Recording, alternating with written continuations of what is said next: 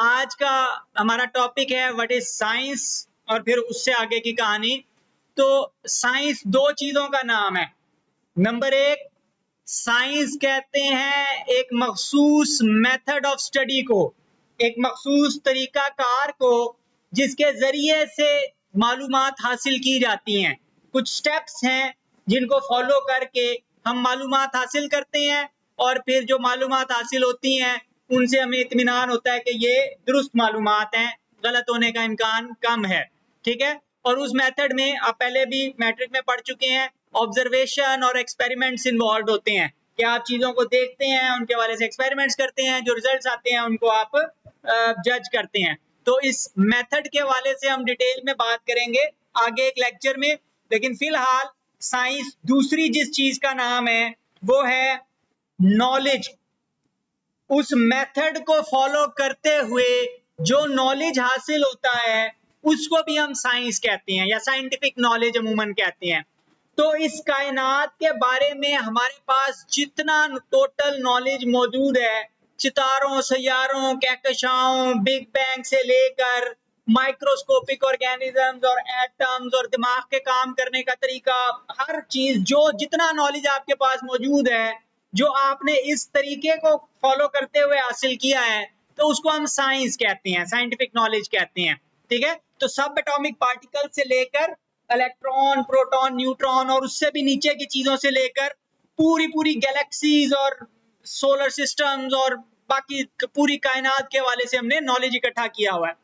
अब शुरू में आज से तकरीबन 1000 साल पहले जब लोग, कोई एक बंदा फैसला करता था कि यार मुझे ये किताबों और पढ़ने पढ़ाने का बड़ा शौक है, तो वो क्या करता था, वही मसलन जोग्राफिया भी पढ़ रहा है कि नक्शे कैसे बनाने हैं, वही बंदा अपने इर्द गिर्द के लिविंग ऑर्गेनिजम्स और फसलों के बारे में और दरियाओं, नदी नालों के बारे में भी पढ़ रहा होता था। वही बंदा अवेलेबल केमिकल्स और साबुन कैसे बनाना है और परफ्यूम कैसे बनाना है, इस तरह की भी चीजें पढ़ रहा होता था, उसके अंदर भी रिसर्च कर रहा होता था। वही बंदा मैथ और ट्रिग्नोमेट्री और बाकी सारी चीजों में भी एक्सपर्ट होता था। वही बंदा इस्लामियात में, दीनियात में, बाकी सारे मामलात में भी एक्सपर्ट होता था, फिका में और असूल में, कवानीन में, हर चीज में वही एक बंदा एक्सपर्ट होता था। वजह क्या थी कि ओवरऑल जो नॉलेज अवेलेबल था वो निस्बतन हमारे पास लिमिटेड नॉलेज था, तो बहुत ज्यादा नॉलेज नहीं था। तो एक बंदे की कैपेसिटी में था कि वो डिफरेंट फील्ड्स के अंदर एक्सपर्ट हो सकता है, सारी चीजों के बारे में अच्छी तरह उसको मालूम हो सकता है। और फिर वो किताबें लिखते थे, तो मतलब वही बंदा, मसलन आपने मुसलमान साइंसदानों का पढ़ा हुआ है मैट्रिक में, तो वही बंदा मल्टीपल फील्ड्स के अंदर किताबें लिख रहा था और वो सैकड़ों सालों तक वो किताबें बड़ी यानी कि सॉलिड, ऑथेंटिक समझी जाती थी, काम की इंफॉर्मेशन उसमें होती थी। लेकिन फिर जू वक्त गुजरता गया, आज से तकरीबन कह लें 400-500 साल पहले, तो ओवरऑल जो ऑर्गेनाइज्ड नॉलेज था हमारे पास वो निस्बतन ज्यादा होता गया। ठीक है। आपके ज़राए आमदोरफ्त बेहतर हो गए, कम्युनिकेशंस का सिस्टम बेहतर हो गया, चीजों को स्टोर करने का, इंफॉर्मेशन को स्टोर करने का, किताबें, लाइब्रेरियां, वो सिस्टम बेहतर हो गया। तो नॉलेज जमा होता जा रहा है, होता जा रहा है, और वो काफी ज्यादा नॉलेज हो गया। तो अब उसको, उस सारे को कवर करना फिर एक बंदे के बस की बात नहीं रही। तो फिर आज से तकरीबन 300-400 साल, 500 साल पहले हमने साइंस को डिवाइड करना शुरू कर दिया मुख्तलिफ ब्रांचेस के अंदर, और फिर अमूमन एक बंदा किसी एक ब्रांच के अंदर स्पेशलाइज करता था। ठीक है। मसलन आइजैक न्यूटन का नाम आपने सुना हुआ है, तकरीबन 300 साल पहले तो वो मैथ में या फिजिक्स में स्पेशलाइज था। ठीक है। इसी तरह रॉबर्ट हुक का नाम सुना हुआ है, तो वो बायोलॉजी में स्पेशलाइज था। ठीक है। तो 300-400 साल पहले के लोगों की जब आप बात करेंगे तो वो किसी एक स्पेसिफिक ब्रांच ऑफ साइंस के अंदर स्पेशलाइज्ड होंगे। ठीक है। और मेजर ब्रांचेस जो हमने डिवाइड की, तो सबसे अव्वलीन ब्रांच जो बनती है, हम अपने इर्द गिर्द चीजें देखते हैं, सॉलिड मैटर देखते हैं, और फिर जब आप दूरबीनें लगा के आसमान की तरफ देखें तो वहां पे आपको काफी ज्यादा खाली जगह नजर आती है, स्पेस है।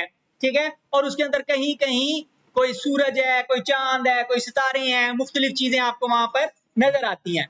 तो मैटर और उसके साथ फिर एनर्जी, सूरज है तो वहां से एनर्जी आ रही है। तो मैटर को और एनर्जी को किस ब्रांच में स्टडी करेंगे?